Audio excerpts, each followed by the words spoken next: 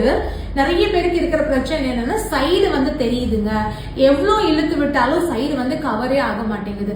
அதுக்கு காரணம் என்னன்னா நம்ம சின்ன சின்னதா மடிப்படுத்துறது வந்து அதுக்கு காரணம் கிடையாது, இந்த ஸ்ப்ரெட்டிங்க வந்து ப்ராப்பரா பண்ணாததுதான்.